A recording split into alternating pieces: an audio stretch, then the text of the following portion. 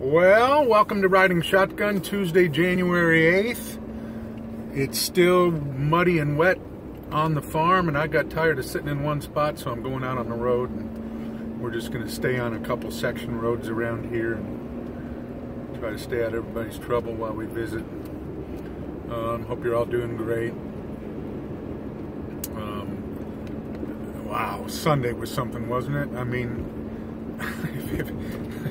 if you're an Illinois fan and a Bears fan, that was a rough day, man. The Illinois Northwestern game up in Evanston comes down to a couple final possessions.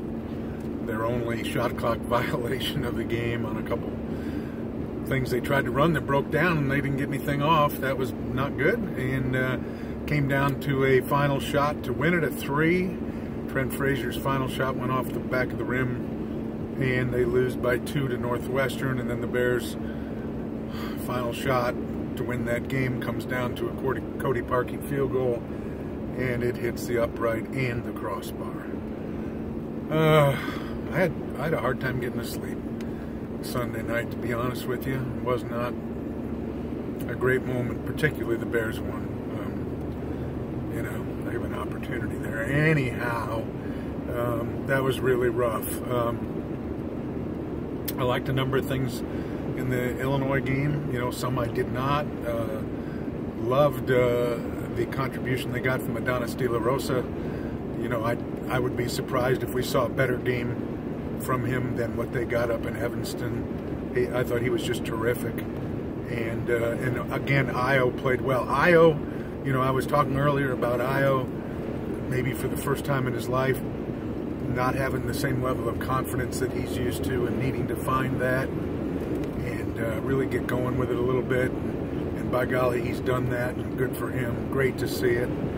And but now I'm going to keep going back to the Trent Frazier thing, because I still don't get it. Trent's not playing like a confident player. He's not playing like a player who wants to take his shot. He's not playing like a player who feels he can go get his shot. And if he's not a player who can go get his shot, then he's a different player than what I thought he was. And I think he can go get his shot. And, he may not be James Harden, but he can still make that move at the top of the key where he takes a quick step, maybe a crossover, a quick step inside the arc, one step back, and then pop that shot, or hit the 3 on the move down, coming into the offense, which he does and has done often. But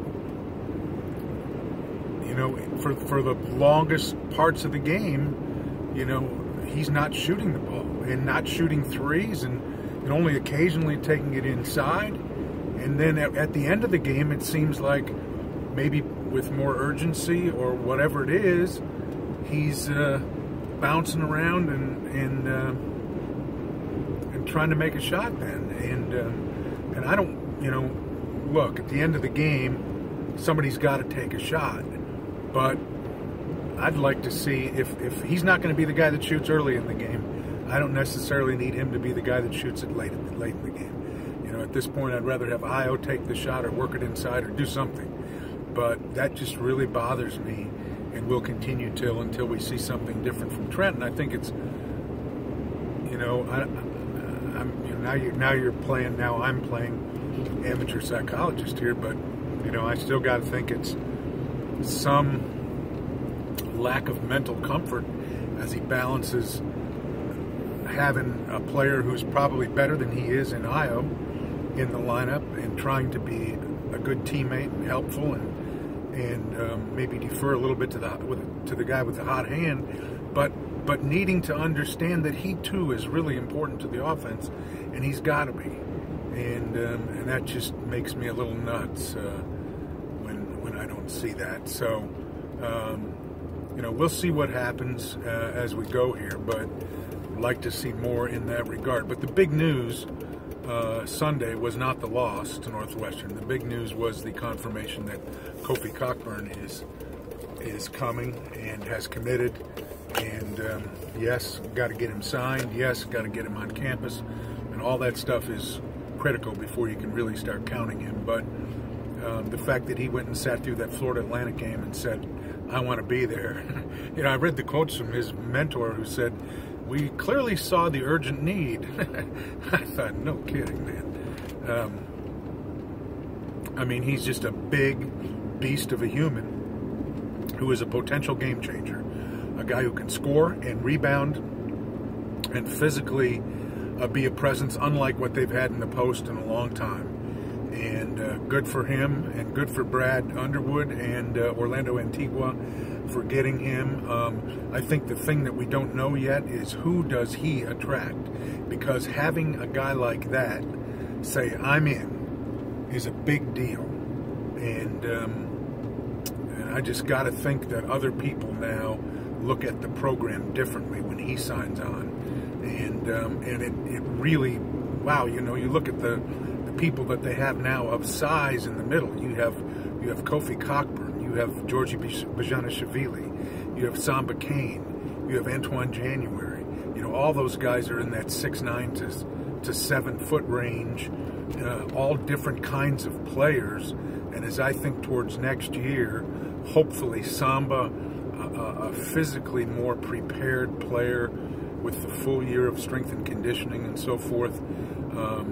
Antoine January, still got to get him signed, still got to get him admitted and all that, I get it. And then we'll find out what kind of a player he can be to contribute. Georgie, now you can use Georgie in different ways. You don't have to necessarily plug him immediately into the 5 spot. Can do some different things there. You've got depth there, you've got more fouls to give. You should be a better rim protection team, and my goodness, they need to do that. It's just been too easy for too many teams to drive the ball to the hole when they need a basket or they need to get to the free throw line. So, you know, and now we're hearing about grad transfers as a possibility. There's still some unsigned high school kids out there that are possibilities. I think Brad and his staff have a chance to really do a great job of closing down this class and seeing what they can get there. So that is exciting. And then over on the football side, the same thing.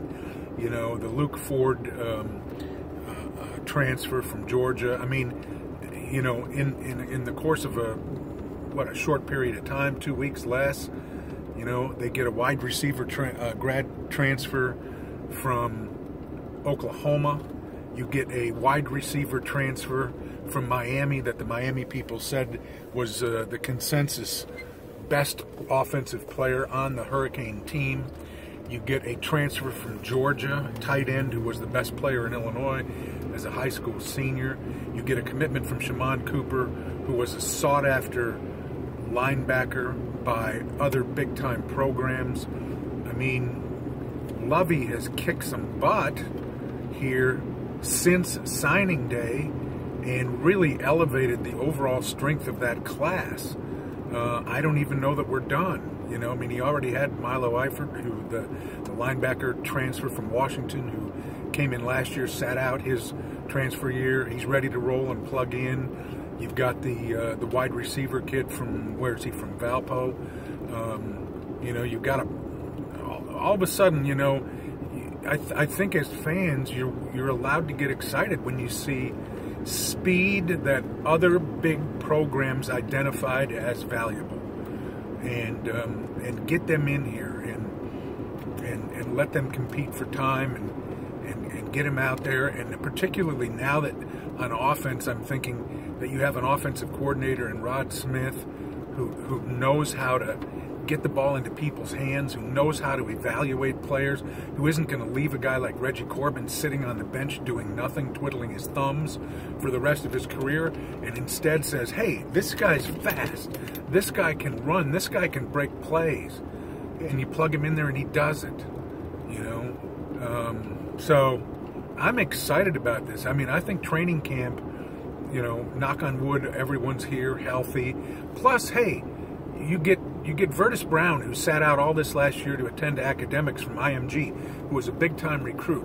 All of a sudden, he's plugged in. Larry Boyd, who as a freshman, we identified as an NFL body tackle who had a lot of things to work on and who's made some progress. And let's get Larry Boyd back in the mix and see what happens there.